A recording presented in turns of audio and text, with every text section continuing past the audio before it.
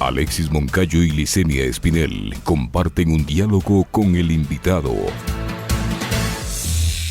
En Punto Noticias hablamos de...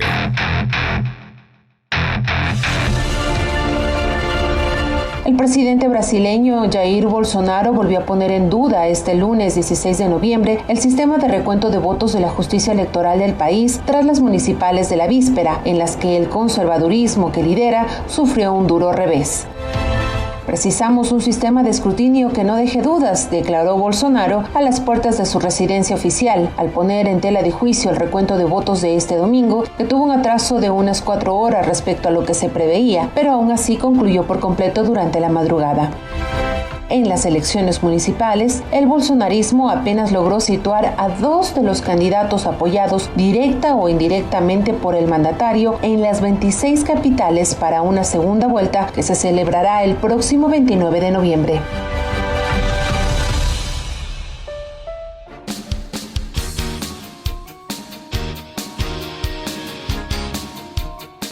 De la mañana con 38 minutos, 8 con 38 minutos en Punto Noticias, primera emisión a través de Pichincha Universal. Saludamos con Cayo Mañanelli, consultor y analista político. Espero haber dicho bien su nombre. Cayo, buenos días, bienvenido a Punto Noticias. Acompañamos a Alexis Moncayo y quien le habla, Licenia Espinel. ¿Usted cree que el resultado de las elecciones municipales en Brasil refleja un interesante cambio en la tendencia que se registró en los últimos años en este país? Buenos días, bienvenida. Buenos días, Giselia. Buenos días, amigo Alexis. Nuevamente nos encontramos. Buenos días a los oyentes. Hola, Cayo. Sí, estamos caminando al centro, más que nada, saliendo de los extremos, ¿no? Los partidos más claramente polarizados no fueron los partidos más desgastados, digamos, más perjudicados con su imagen, no fueron los que tuvieron mejor éxitos.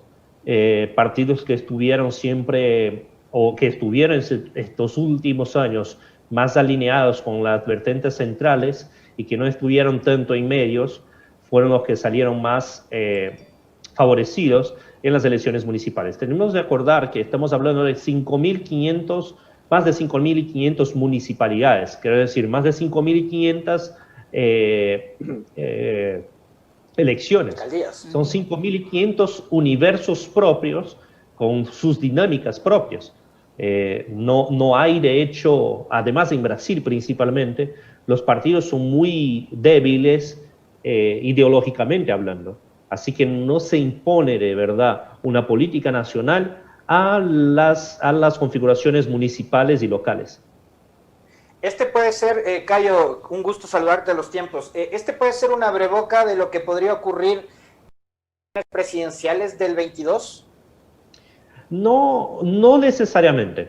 Digo, existe sí un termómetro, digamos, ¿no? Se queda muy claro que el presidente cada día que pasa pierde más el liderazgo. Digo, ya es un tipo débil sin liderazgo de verdad, pero se queda muy claro que su base más fuerte no sigue con él. De hecho, ya está perdiendo bastante apoyo. Pero sí que pensamos que existe una pirámide, ¿no? Y esta es la base de la pirámide, como tenemos las municipalidades y de alguna manera los partidos capilarizan su presencia en el territorio desde principalmente de los alcaldes, eligiendo a los alcaldes. Obvio que, como yo les dije, no existe una tendencia de configuración ideológica desde de la nación como un todo, de la federación, hacia las municipalidades. Se deja muy flojo. Digo, existen alianzas extremadas, por ejemplo, de partidos de derecha con partidos de izquierda. En este año en especial, que no se pasó tantas alianzas así tan paradoxales, pero normalmente hay una independencia muy fuerte. Aún así existe, sí, obviamente el crecimiento de cada partido es importante para las elecciones presidenciales, pero no son determinantes, no es un factor de hecho determinante para las elecciones 2022. Sigue muy abierta la la candidatura y las relaciones no están directas. Entonces, algo que se puede decir de estas elecciones municipales es que el presidente salió muy mal. De sus 7 indicaciones, solo 2 pasaron adelante a la segunda vuelta, mismo que llegara a ganar. Su partido, de hecho, no tuvo un crecimiento expresivo. Bueno, de hecho está sin partido. Es el primer presidente del país que no tiene un partido. Esto es algo que... Lo que pasa con Bolsonaro es que es un tipo que está desconstruyendo la institucionalidad brasileña. Uno de los indicios de esto es justamente su falta de partido. No tener un partido es descredibilizar la institución primaria de la democracia, que es el partido, de hecho. Entonces, de otra manera, lo que se ve es justamente estos partidos que se quedaron muy mediáticos, como el MDB, que tuvo un presidente, que fue el presidente que tumbó a Dilma, como el PSDB, que fue el candidato contra Dilma, el propio PT. Estos partidos perdieron mucho espacio, no tuvieron alcaldes electos, tuvieron muchos alcaldes electos, pero no llegaron, pero perdieron. Por ejemplo, el MDB llegó a perder 278 alcaldías de las que tenían antes. Hace 4 años ganaron como 900 alcaldías, como 1000 alcaldías, y ahora ganaron solo 766, entonces perdieron ahí como 280 alcaldías prácticamente. Y el PMDB o el MDB es el partido del expresidente Michel Temer. Entonces, para que tú veas que de hecho no existe una relación directa de la fuerza de la federación directamente a las municipalidades. Existe un juego de siglas ahí, un juego de siglas partidarias que bailan bastante en relación a la política nacional, a la política local. ¿Se puede interpretar, Cayo, este resultado como una expresión de rechazo hacia el presidente Bolsonaro y el manejo que él ha dado a la crisis sanitaria? Sí, hasta cierto punto, sí, el resultado en especial de los que fueron apoyados por él y el resultado de los familiares, digamos. De las elecciones, habían 78 candidatos con el nombre Bolsonaro, incluyendo su exmujer, Rogeria Bolsonaro. Y de todos los 78 candidatos que tenían el nombre Bolsonaro, solo uno ganó, que fue el hijo polémico de las redes sociales, el Carlos Bolsonaro, que es el concejal en Río de Janeiro. Entonces sí se enseña que sí, que se perdió un poco y que de cierta manera la mala gestión, la mala atención con el tema del COVID y principalmente sus posturas muy polémicas le echan un poco. Porque la tendencia que se enseñó en estas elecciones, o que se está enseñando, porque todavía tenemos ahí algunas ciudades que vamos a tener segunda vuelta, la tendencia que tenemos es de que el público, o los electores, o los votantes, o los ciudadanos brasileños, están buscando un camino del centro. Entonces están buscando un camino más ponderado, más mediativo, más negociador, no un camino tan radical. Entonces, por ejemplo, el Partido de los Trabajadores de Lula perder muchas alcaldías y el partido del expresidente Cardoso también perder bastante alcaldía, enseña que la gente está buscando partidos que no estuvieran tan en las luces, partidos que están más en el centro del espectro político, no tanto a la izquierda, no tanto a la derecha.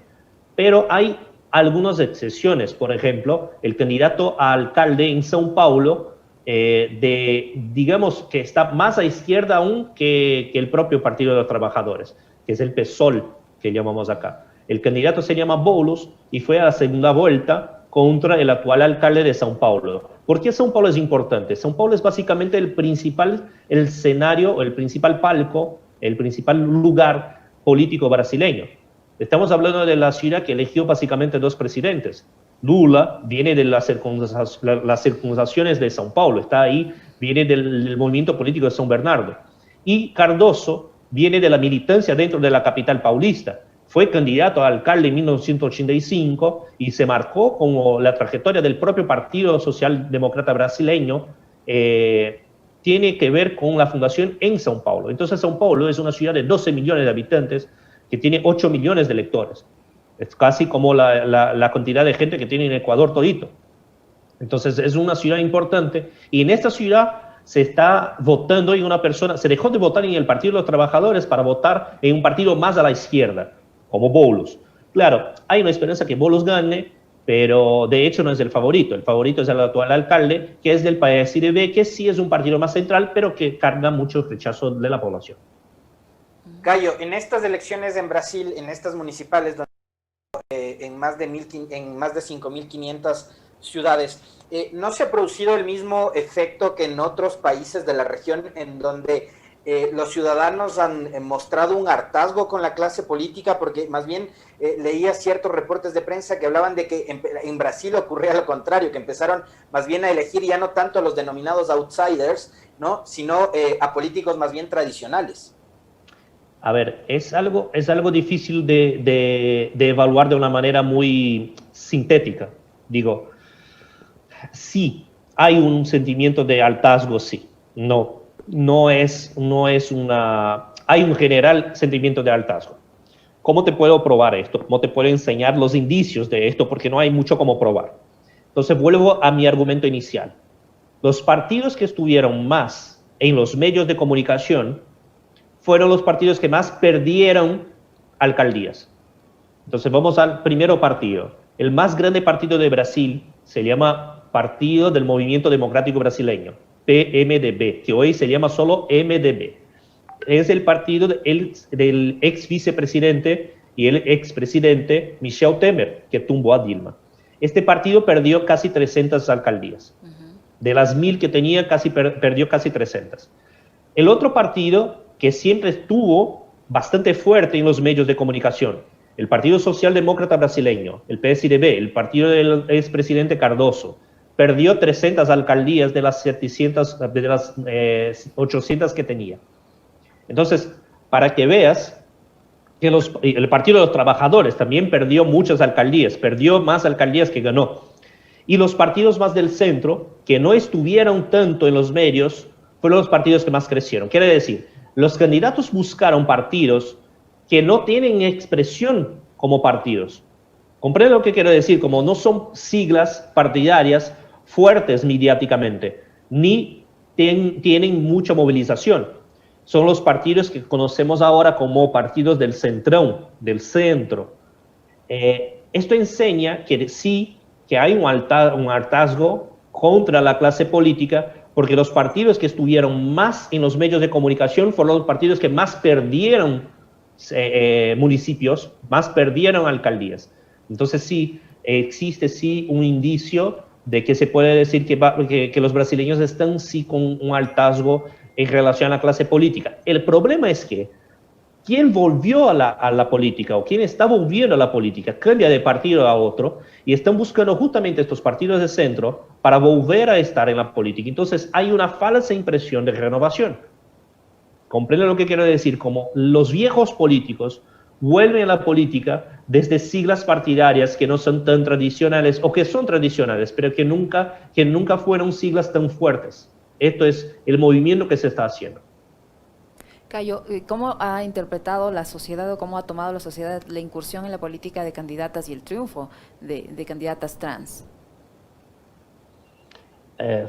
Nuevamente, es un problema local a local, ¿no? Existen locales más progresivos donde sí logramos tener candidatas trans electas y existen localidades más tradicionalistas y conservadoras que no lograron elegir o mismo que rechazaron, mismo ni tuvieron candidatos así. Estamos hablando nuevamente de 5.000 realidades distintas. Cada municipalidad es una realidad súper distinta. Entonces, es un avance de una manera general que tengamos algunas candidatas trans a llegar a asumir sus posiciones y serem electas, pero esto no es de hecho un movimiento que podemos decir que es un movimiento nacional o mismo que es un movimiento acepto por toda la población. Es algo puntual en cada uno de los lugares donde estuvieron candidatándose estas candidatas. Y claro, las candidatas que lograron llegar a este punto, a elegirse, tienen un discurso un poco más serio que candidatas folclóricas, o digo, candidatos más payasos, digamos, o más espectacularizados. Son candidatas más militantes, de hecho, y más puntuales. Sacando, por ejemplo, a Tammy Gretchen, que es una candidata, de hecho es un candidato Ella era una mujer que es transgénero y hoy es hombre, ¿no? Bueno, siempre fue hombre, ¿no? Pero se hizo la operación y hoy, de hecho, tiene el aspecto de hombre, que es un candidato más polémico, de hecho, y que tiene más un discurso poco localizado. Pero me parece que fue en São Paulo el candidato que más agregó los votos de la comunidad trans. Cayo, en Brasil podría ocurrir lo mismo que ha sucedido y algunos con este resurgir nuevamente del progresismo, es decir, lo que ha pasado en Argentina con Fernández, lo que ahora ocurre en Bolivia con Luis Arce. En Brasil podría ocurrir lo mismo si es que el PT, Lula logran, digamos, ganar un poco más de vigor, de energía, para llegar al 2022 con la suficiente vida política para poder aspirar nuevamente al poder. Pienso que hay un movimiento, como les dije, hay un movimiento de busca al centro. Es normal que antes de salir de la derecha, un electorado, un público, pase por el centro para después llegar a la izquierda nuevamente, y esta oscilación es una oscilación normal en los públicos electorales por todo el mundo. Pero el PT en especial, como sigla partidaria, está muy debilitado. Y estas elecciones municipales enseñan un poco esto, como perdió territorio. Y al perder territorio, esto también propone una señal hacia 2022 en ese sentido.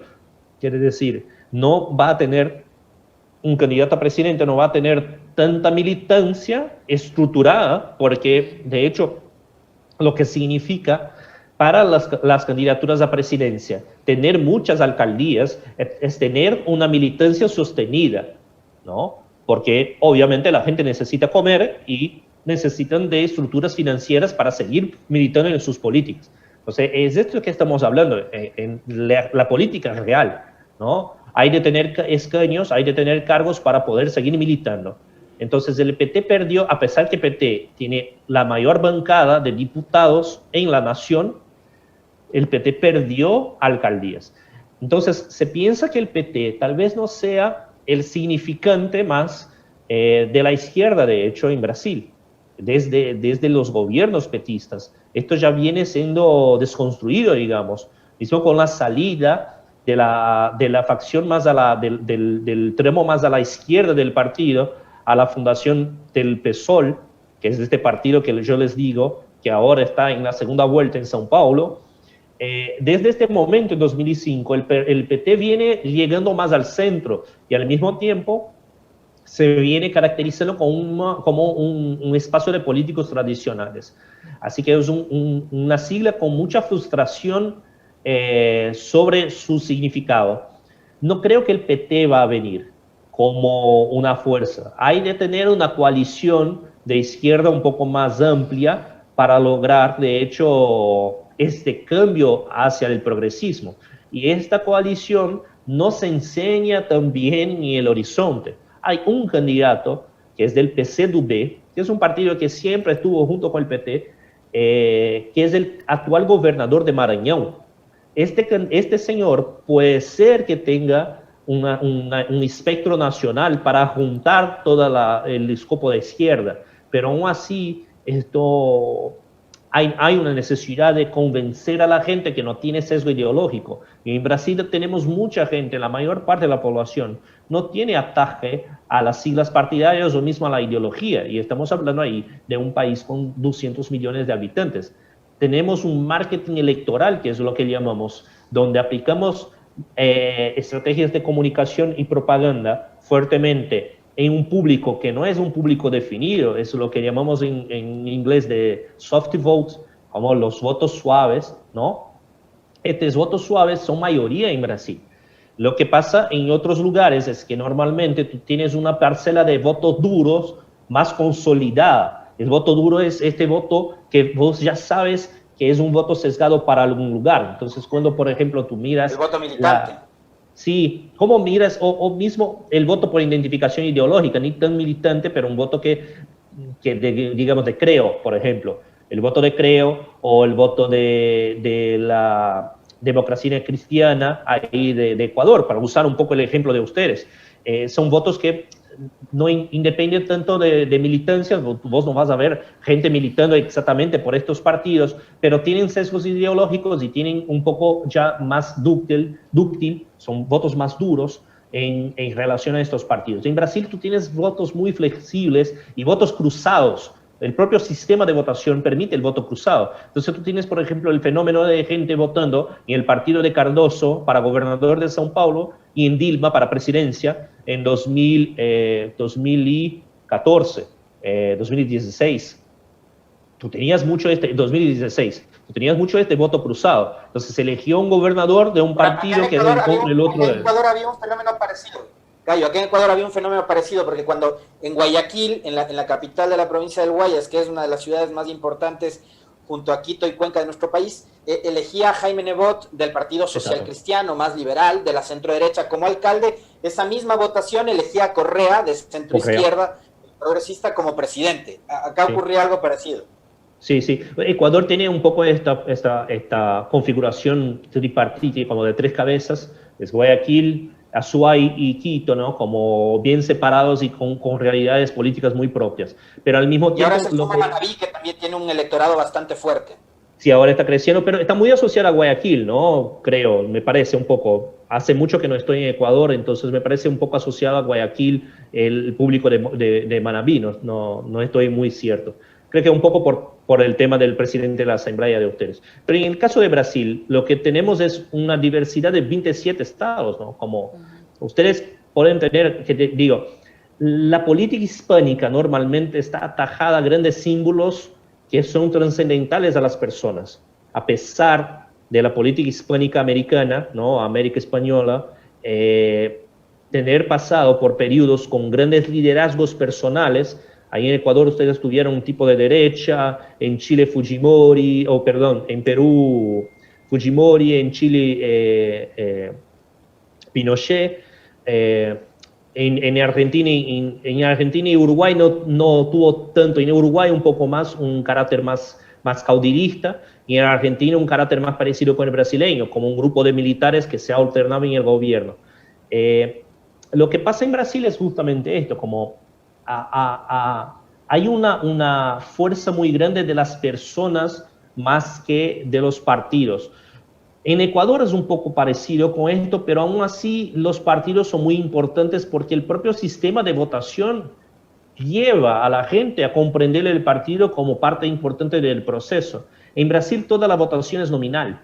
Entonces vos mal miras el partido, como el partido no está presente para el elector. Entonces esto cambia mucho la forma como nosotros en Brasil nos relacionamos con las propias instancias políticas y con la propia política.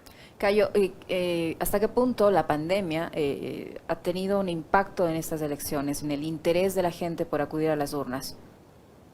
Fue bastante importante. Los alcaldes que tuvieron éxito en lidiar con la pandemia lograron elegirse, incluso yo estuve involucrado en una elección justamente de un alcalde que logró elegirse en la primera vuelta por tener salido súper bien de la pandemia, digo, y de hecho tenía baja popularidad antes de la pandemia, y con la pandemia, por sus actitudes, saltó a alta popularidad y fue más tranquilo, de hecho, para que él ganara, incluso en una ciudad que tiene más de 200.000 electores. Esto quiere decir, una ciudad que debería tener segunda vuelta, él ganó en la primera vuelta con más del 50% de los votos. Esta es la regla que tenemos acá, como si tienes más del 50% de los votos, ganas en la primera vuelta. Entonces la pandemia fue muy influente, muy importante para las realidades locales. Los alcaldes, hay otro lado, que tuvo un alcalde que se escondió durante todo el tema de la pandemia. Y en este momento, lo que pasó al final de las cuentas es que no logró ni poner su sucesor, ni poder candidatarse bien. Así que sí que fue influyente, pero cada uno de los municipios tuvo su problema. Dependiendo de cómo el alcalde logró lidiar con el tema de la pandemia, fue un condicionante o por lo menos un sazón muy importante para las elecciones de su ciudad. Entonces, si tienes más inquietudes, Alexis, son las 9:02 ya. Estamos con el tiempo. Cerramos, estamos terminando ya. Muchísimas gracias, Cayo, por haber atendido nuestra invitación, por haber aceptado la invitación a este diálogo. Muy interesante conocer cuál es el resultado de las elecciones municipales en Brasil, cómo va configurándose también, cómo va cambiando el tablero electoral en Brasil y cómo se le va revirtiendo todo ese escenario al actual presidente Jair Bolsonaro. Muchísimas gracias, un fuerte abrazo. Gracias a ustedes, un fuerte abrazo y un saludo a todos los ecuatorianos. Punto Noticias, apasionados por las noticias.